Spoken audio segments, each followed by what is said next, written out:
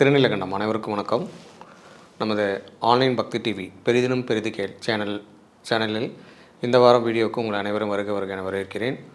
இந்த வாரம் நம்ம இந்த மாந்திரிகத்தையும் தாந்திரிகத்தையும் பயன்படுத்தி நம்மளோட வாழ்வியல் பிரச்சனைகளை எப்படி தீர்த்துக்கிறது அப்படிங்கிறத ஒரு சீரீஸ் ஆஃப் வீடியோஸ் நம்ம சேனலில் ஆன்லைன் பக்தி டிவி சேனலில் நம்ம ரெகுலராக கொடுத்துட்ருக்கோம். ஒவ்வொரு வாரமும் புதன்கிழமைகளில் இந்த சேனலில் இந்த மாதிரியான தீர்வுகளுக்கு நோக்கிய தீர்வுகளை தேடிட்டு இருக்கிறவங்களுக்கு சரியான பாதைகள் கொடுக்கக்கூடிய நிகழ்ச்சி நடந்துகிட்டு இருக்க போது அந்த வீடியோஸ் உங்களுக்கு ரெகுலராக வரும்.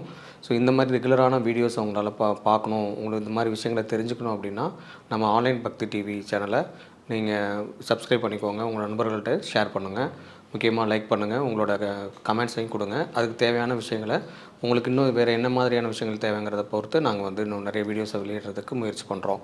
ஸோ வாங்க நிகழ்ச்சிக்குள்ளே போகலாம்.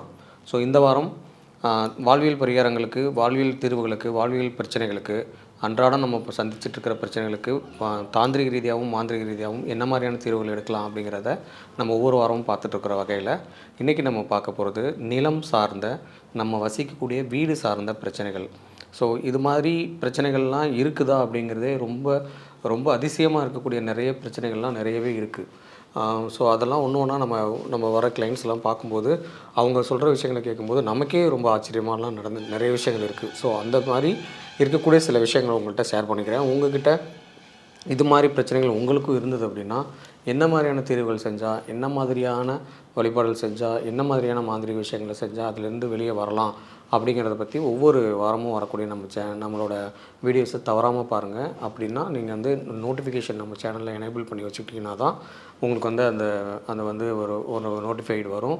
ஸோ அந்த நோட்டிஃபிகேஷன் வரும்போது தான் நீங்கள் அதை வச்சு பார்த்து தெரிஞ்சுக்கிறதுக்கு முடியும். ஸோ அதனால் மறக்காமல் சப்ஸ்கிரைப் பண்ணிக்கோங்க, நோட்டிஃபிகேஷனை எனேபிள் பண்ணி வச்சுக்கோங்க. ஸோ அந்த வகையில் நிலம் சார்ந்த விஷயங்களில் பொதுவாக ஒரு இடம், ஒரு வீடு, ஒரு நிலம், ஒரு இடம் அது மாதிரி இல்லாமல் நம்மளால் வசிக்க முடியாது. ஸோ நம்ம வசிக்கிற ஒரு வீடாக இருந்தாலும் சரி, அது ஒரு நிலத்து மேலே தான் கட்டப்பட்டிருக்கு. ஸோ ஒரு நிலம் ஒரு வீடு இருக்குது அப்படின்னா அந்த வீட்டில் இருக்கிறவங்களோட வாழ்வியல் முறைகளும் அதே ரோவில் இருக்கக்கூடிய எல்லா வீடுகளும் ஒரே மாதிரி இருக்கிறது இல்லை. ஒரே மாதிரியான ரோ ஆஃப் ஹவுசஸ்லாம் கட்டியிருப்பாங்க. சேம் டிட்டோவாக கட்டுற வீடுகள்லாம் இருக்கும். அதில் வசிக்கக்கூடியவங்க எல்லாமே ஒரே மாதிரியான மனநிலையில் இருக்க மாட்டாங்க.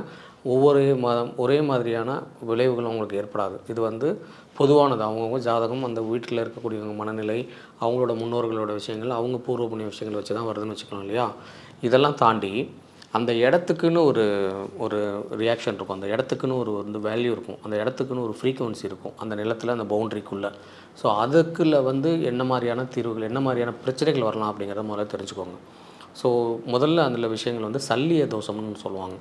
முதல்ல சல்லிய தோஷம் அப்படின்னாவே அந்த நிலத்துக்கு கீழே கண்ணால் பார்க்க முடியாமல் கீழே புதைஞ்சிருக்கக்கூடிய சில பொருட்களால், சில விஷயங்களால் அந்த மனையோட அந்த ஆரா பாதிக்கப்படும். இப்போ நம்ம உடம்புல எப்படி நம்மளோட ஆரா ஏதோ ஒரு தேவையில்லாத விஷயங்களை நம்ம சாப்பிட்றதுனாலையோ, இல்லை தேவையில்லாத ஒரு இடத்துக்கு போகிறதுனாலையோ டக்குன்னு தலைவலிக்கிறது, இல்லை மாதிரி உடம்புக்கு முடியாமல் போகிறது, ஒரு மாதிரி கேராக இருக்கிறதுலாம் நடக்கும் இல்லையா? அது மாதிரி அந்த இடத்துக்கும் சில சர்டன் பிரச்சனைகள் உள்ளே இருக்கும்போது, ஒரு சில காலகட்டம் வரும்போது அதோட அந்த மண்ணோட மக்கிற தன்மையை பொறுத்து அது வெளிப்படும். ஸோ அப்போ வெளிப்படும்போது நல்லா இருந்த குடும்பம் திடீர்னு ஒரு மாதிரி பிரச்சனைகளுக்குள்ளே போயிடுவாங்க. இதுக்கெல்லாம் காரணம் சல்லிய தோஷமும் ஒரு காரணமாக இருக்கலாம். முதல் விஷயம் சல்லிய தோஷம். இரண்டாவது மனை கோலும்போது, இந்த மனை கட்டும்போது அது நம்ம செகண்ட் ஹேண்ட் மனை வாங்கியிருந்தாலும் சரி, ஆல்ரெடி கட்டின வீடை வாங்கியிருந்தாலும் சரி, நிறைய பேர் வாங்கிட்டு போயிருந்தாலும் சரி, இல்லை நம்ம வாடகைக்கே அந்த இடத்துக்கு போகிறதா இருந்தாலும் சரி, உரிமையாளராக இருந்தாலும் சரி, எப்படி இருந்தாலும் அந்த மனை கோலப்பட்ட காலகட்டங்களில் இருக்கக்கூடிய கிரக சூழ்நிலைக்கு ஏற்ற மாதிரி சில தசாபுத்திகள்லாம் கணிப்பாங்க. அந்த தசாபுத்திகளில் ஒரு மாற்றம் ஏற்படும் போது அது ஒரு பிரச்சனை உருவாகும். இப்போ சைனீஸ்லலாம் நீங்கள் இந்த ஃபெங்சுய் கான்செப்ட்லாம் இருக்கும். ஸோ ஃபெங்சுய் கான்செப்ட்லாம் பார்த்திங்கன்னா ஒரு 14 வருஷத்துக்கு ஒரு தடவை அப்படியே எல்லாமே சேஞ்ச் ஆகிட்டே இருக்கும். இப்போ 20 வருஷம் இப்போ 2004 டு 2024, 2024 டு 2044 அப்போல்லாம் ஒரு சேஞ்சஸ் இருக்கும். அப்போ இந்த 2004 டு 2024 வரையிலும் ஒரு இடம் அந்த வீட்டோட ஒரு பாகம் ரொம்ப முக்கியமான பாகமாக கருதப்படும். சைனீஸ் இதில் சொல்கிறேன். ஸோ அப்போ அது ஒரு தென்கிழக்காக இருக்குன்னு வச்சுக்கலாம் ஒரு பேச்சுக்கு.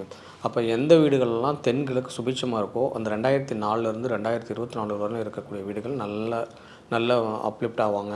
அங்கே நல்ல விஷயங்கள் நடக்கும். எந்த துர்மரணங்கள் நடக்காது, எந்த நெகட்டிவிட்டி நடக்காது, எந்த பக்கத்து சண்டை சச்சரவுகள் இருக்காது, குடும்பம், குழந்தை, குட்டி அடுத்தடுத்த வளர்ச்சியை நோக்கி போயிட்டே இருக்கும். 2024க்கு மேலே ஒரு ஒரு ஒரு உதாரணத்துக்காக உங்கள்கிட்ட சொல்கிறேன். இந்த எக்ஸாக்டாக அந்த வருஷத்தை வச்சுக்காதீங்க. ஸோ இப்போ வந்து 2024ஓட முடிஞ்சிருச்சு. 2024ல் வந்து சம் பாயிண்டில் வேறு ஒரு பாகம் வந்து நல்லா பலமாக இருக்கும். அது வரைக்கும் ஒரு தென்மேற்கான்னு வச்சுக்கோங்களேன். இப்போ தென்மேற்கில் நல்லா இருக்கிறவங்க அப்படியே கண்டினியூ ஆகிடும், நல்லாயிருக்கும். ஸோ தென்மேற்கில் ஒரு பாத்ரூம் இருக்குது, தென்மேற்கில் ஒரு ஒரு ஒரு டஸ்ட்டு இருக்கக்கூடிய ஒரு ரூம் இருக்குது, இல்லை தென்மேற்கு ரூம் வந்து கொஞ்சம் ஒரு மாதிரி நெகட்டிவாக இருக்குது அப்படிங்கிற பட்சத்தில் அந்த இடத்துக்கு வந்து பார்த்திங்கன்னா நிச்சயமாக நல்லா இருந்தவங்கலாம் தேவையில்லாத இந்த மாதிரி நான் முன்னாடி பழைய வீடியோவில் சொன்ன மாதிரி அந்த உறவு சார்ந்த சிக்கல்களில் ஈஸியாக மாட்டிக்குவாங்க. ஸோ அப்போ அதில் அதனால் ஒரு மன நிம்மதி இல்லாமல், அதனால் ஒரு விஷயம் இல்லாமல் ஒழுக்கக்கேடாகி குழந்தைங்களோட வாழ்க்கையெல்லாம் தடமாறி போகிறது, கணவன் மனைவியெல்லாம் உறவு சீரழிஞ்சு போயிடுறது, ரொம்ப கஷ்டப்படுறது, அவனை நல்லா அன்போடு இருந்தவங்களாம் அன்பு இல்லாமல் போயிடுறது, தேவையில்லாத மற்றவங்களோட பிடிகளுக்கு போய் சிக்கிக்கிறது, அவங்களோட வசியத்துக்கு ஆட்பட்டுறது, அப்புறம் ஹெல்த் இஷ்யூஸ் வர்றது, கடன் வர்றது, இப்படியெல்லாம் வந்து டக்குன்னு அந்த வீடை விற்றுட்டு போகிற மாதிரியான ஒரு சூழ்நிலைலாம் ஏற்பட்டுரும். ஸோ இதெல்லாம் வந்து அந்த சல்லியம் தாண்டி இந்த எக்ஸ்டர்னலாக இருக்கக்கூடிய அந்த ஃபெங்ஷுய் சம்மந்தப்பட்ட அந்த இடத்துக்குன்னு இருக்கக்கூடிய ஜியாகிரபிக்கல் ஸ்ட்ரெஸ்ஸு, அந்த ஜியாகிரபிக்கல் விஷயங்களை வச்சு பார்க்குறது. இதில் சில விஷயங்கள் இருக்கும். அது வந்து அந்த மனைக்கும் வந்து ஒரு ஜாதகம் கணிக்கணும். மனைக்கும் வந்து ஒரு கட்டம் வந்து 9ஆக பிரித்து சில விஷயங்கள்லாம் இருக்குது. அதெல்லாம் பண்ணும்போதும் அவங்களுக்கு வந்து அந்த பிரச்சனைகள் என்ன எப்படி இருக்குன்றது தெரிஞ்சிடும். அப்போ ஒவ்வொரு 20 வருஷத்துக்கு கூட நம்ம வந்து இதெல்லாம் பார்க்கணுமா அப்படின்னா, நம்ம மெத்தடில் அதெல்லாம் தேவையில்லை. அதுக்காக தான் நம்ம முன்னோர்கள் இதுக்கு ஒரு சரியான தாந்திரிக தீர்வு வச்சுருந்தாங்க. மாந்திரிக தீர்வுகள் என்னென்னு பார்த்திங்கன்னா, வெள்ளை அடிக்கிறது. வெள்ளை அடிக்கிறது இப்போ வந்து மோஸ்ட் ப்ராபப்ளி இல்லை. ஏன்னா சுண்ணாம்பு அடிக்கிற பழக்கமே கிடையாது. ஏன்னா எல்லாம் டிஸ்டம்பருக்கு மாறிட்டோம். எல்லாம் நிறைய வெதர் ஷீல்டு என்னென்னமோ வந்துருச்சு. ஆனால் அந்த காலத்தில் அப்படிலாம் இல்லை. அந்த காலத்தில் இருந்த செவர்கள் வேறு, இந்த காலத்தில் இருக்கக்கூடிய செவர்களோட அந்த மூலப்பொருட்கள் வேறு, அந்த காலத்தில் இருந்த மூலப்பொருட்கள் வேறுங்கிறனால நம்ம அதை நோக்கி உள்ளே போக முடியாது. ஆனால் கான்செப்ட் என்னென்னா பெயிண்டிங் பண்ணுறது அப்படி வச்சுக்கோங்க. ஒவ்வொரு வீடும் கிராக் விழுந்து அப்படி ஒரு மாதிரி விரிசல் விழுந்தால் தான் அதை ஃபில் பண்ணுறதுக்காக பெயிண்டிங் பண்ணுறது அப்படிங்கிற இருக்கக்கூடிய அந்த மைண்ட் செட்டை வந்து மாற்றிக்கணும். நம்மளால் முடிகிற பட்சத்தில் எவ்ரி ஒரு 3 இயர்ஸோ 5 இயர்ஸோ ஒரு டைம் ஃப்ரேம் வச்சுக்கிட்டு அப்பப்போ சேஞ்ச் பண்ணிகிட்டே இருக்கிறது வந்து ஒரு நல்ல ஒரு இதை கொடுக்கும். அது மட்டும் இல்லாமல் மேற்கொண்டு இன்னும் என்ன விஷயங்களை செய்யலாம் அப்படின்னு பார்த்திங்கன்னா, இந்த கணபதி ஹோமம் மாதிரியான முக்கியமான ஹோமங்கள், அதில் வந்து நிறைய மாந்திரிக பாதிப்புகள், ஏதாவது கண்திருஷ்டி பாதிப்புகள், நம்ம உறவுகளுக்குள்ளேயே இருக்கக்கூடிய ஒரு மாதிரியான பொறாமைகள், அந்த தேவையில்லாத மற்ற எதிர்மறை மக்களோட அந்த விஷயங்கள் வந்து நம்ம வீட்டையும் நம்ம குடும்பத்தையும் அப்படியே ஒரு மாதிரி சூழ்ந்திருக்கும். அது நமக்கே தெரியாது. ஸோ இப்போ அதெல்லாமே கூட நம்ம வந்து இன்னும் நிறைய சேஞ்சஸ் பண்ணிக்க முடியும். எப்படி பார்த்திங்கன்னா, இந்த மாதிரி ஒரு சரியான ஒரு ஆச்சாரியர்களால் சரியான விஷயங்களில் பண்ணக்கூடியவங்களால் இதை வந்து ஈஸியாக சரி பண்ண முடியலாம். இது வந்து கணபதி ஹோமம் மட்டும் இல்லை, சுதர்சன ஹோமம், இது மாதிரி வாஸ்து சாந்தி, லக்ஷ்மி மகாலட்சுமி, இது மாதிரிலாம் நிறைய இருக்குது. இதெல்லாம் தாண்டி நாங்கள் என்ன மாதிரி செய்கிறோம் அப்படின்னா, ஒரு குடும்பத்தில் இப்போ ஒரு பண ரீதியான தட்டுப்பாடு உருவாகிற மாதிரியான ஒரு சூழ்நிலை, நல்லா போயிட்டுருக்க பிஸ்னஸ் இப்போ சரியில்லை அப்படின்னா அந்த மண்ணில் பிரச்சனை இருக்குங்கிறது ஒன்று. ரெண்டாவது, ஏதாவது லக்ஷ்மி கட்டு இருக்கும், இல்லை ஏதாவது ஒரு பிரச்சனை இருக்கும். அப்போகும்போது நம்ம வந்து ஒரு 3 இயர்ஸ் பண்ணக்கூடிய ஒரு பூஜைகள்லாம் பண்ணுவோம். அது என்னென்னா, அந்த ஒரு ஸ்தாபனம் பண்ணி அது ஒரு கோல்டு காயின் வச்சு நிறைய பூஜைகள்லாம் இருக்குது, நிறைய வழிகள் இருக்குது. எங்களுக்கு தெரிஞ்சது இல்லாமல் நீங்கள் ஜென்ரலாக என்ன செய்யலாம்னா, அந்த மாதிரியான பூஜைகளை செஞ்சுக்கலாம். அதை வந்து நம்மளை பயன்படுத்தி பண்ணிக்கலாம், நீங்களே அதை செஞ்சு பயன்படுத்திக்கலாம். அப்படி இல்லாத பட்சத்தில் கணபதி ஹோமமாவது பண்ணணும்.